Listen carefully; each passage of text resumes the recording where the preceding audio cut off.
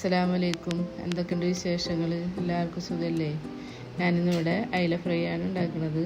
അതിന് ഞാൻ സ്പെഷ്യലായിട്ട് ഒരു കാര്യം കൂടി ചേർക്കുന്നുണ്ട്. നിങ്ങൾ വീഡിയോ അവസാനം വരെ കണ്ടു നോക്കണം.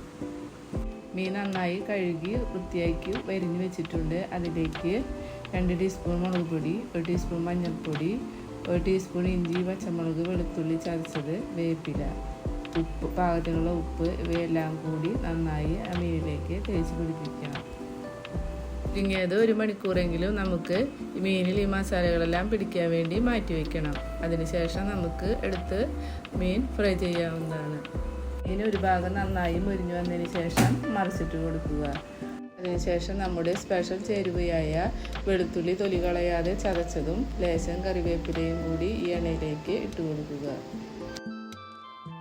ഇതുകൂടി ചേർത്ത് കൊടുക്കുമ്പോൾ മീൻ ഫ്രൈക്ക് പ്രത്യേക ഒരു ടേസ്റ്റ് ആയിരിക്കും. നിങ്ങളിനി മീൻ ഫ്രൈ ചെയ്യുമ്പോൾ ഇതുകൂടി ഒന്ന് ചേർത്ത് നോക്കൂ.